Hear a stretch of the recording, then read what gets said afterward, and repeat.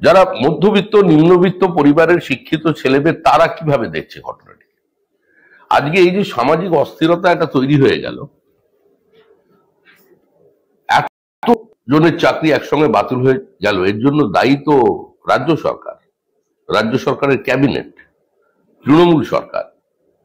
আর SSC chairman যিনি বলছেন, এটা তো একটা বহমানতা। চেয়ারম্যান পরিবর্তন হয়ে গেলেই পুরো ব্যবস্থার পরিবর্তন তো হয়ে যায় না। তো সার্বিকভাবে যেখানে কোনো ওয়েমার শিট নেই, সাদা খাতা জমা দিয়ে চাকরি, এ ধরনের অভিযোগ তুলে এসেছে। তারা এখন পর্যন্ত সংবাদ মাধ্যমে প্রকাশিত বা যে তথ্যগুলোকে পাবলিক করা যায়, পাবলিক ডোমেনে যা কিছু আছে, সেটা দেখে মনে হচ্ছে যে কোথাও কোনো স্বচ্ছতা নেই এবং আদালতকে তারা কনভিন্স করতে পারেনি। সে কারণেই প্রায় তাদের বিপক্ষে গেছে।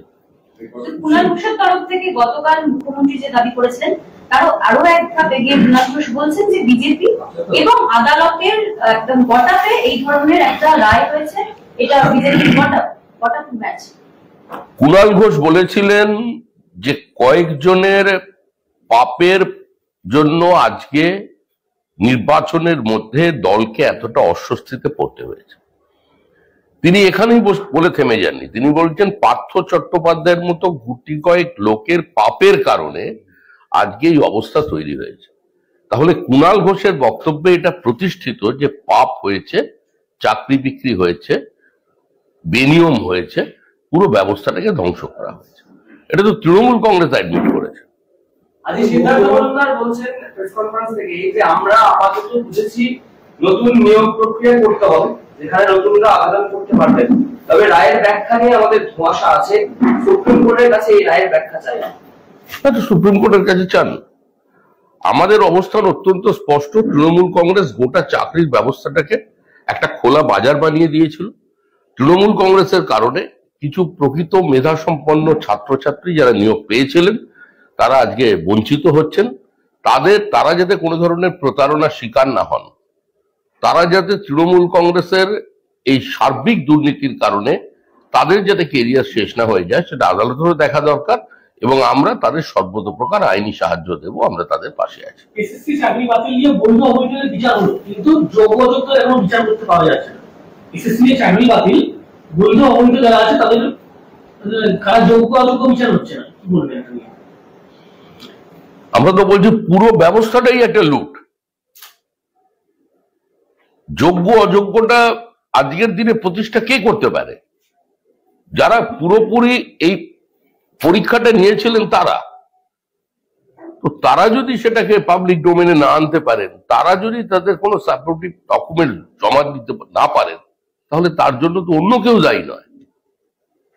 আদালতটা চলে বা যে কোনো সিদ্ধান্ত চলে সম্পূর্ণভাবে তথ্য প্রমাণের ভিত্তিতে। তথ্য যা কিছু আছে, তারা কেন আদালতকে সন্তুষ্ট করতে পারছেন না?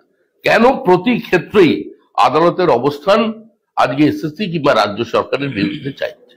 মুখ্যমন্ত্রী বলছেন বিজেপি এনআইএ কিনে নিয়েছে, সিবিআই কিনে নিয়েছে, আজকে আমাদের হাইকোর্টও বিজেপি কিনে নিয়েছে। এত 2 মাস কেন কষ্ট করছেন উনি?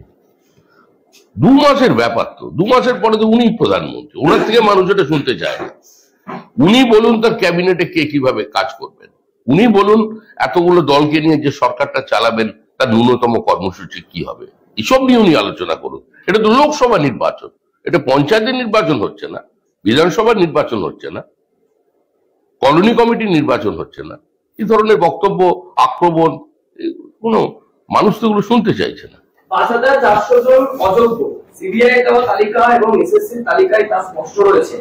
বাকি যোগ্যদের হয়ে সুপ্রিম কোর্টে এসএসসি যাচ্ছে, পর্ষদ ও রাজ্য যাচ্ছে। বাকিরা যে যোগ্য আপাতত দৃষ্টিতে তা দেখা যাচ্ছে। ওএমআর না মিলে তাদের এখনই শংসাপত্র দিতে পারবো না, প্রেস কনফারেন্স থেকে আমাদের বলছেন এসএসসি চেয়ারম্যান। তো ওএমআরটাই তো খুঁজে বেড়াচ্ছেন লোকেরা। এখন তো শোনা যাচ্ছে একটা নিয়ম করে 1 বছরের মধ্যে ওএমআর এরটাকে শেষ করে দেওয়া হয়েছে।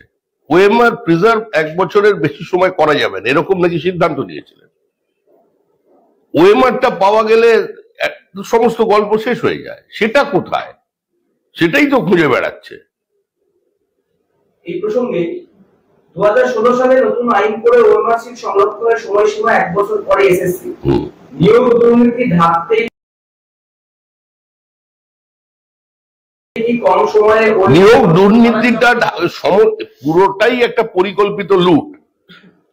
তার জন্য ওই প্রিজার্ভ করার সীমারেখাটাকে 1 বছরের মধ্যে করে দিয়েছে, কারণ তথ্য প্রমাণ সমস্ত লোপাট করে দেবে, দিয়ে তারপরে 16 কলা পূর্ণ করে তাদের যেটা কাজ সেটা করেছেন।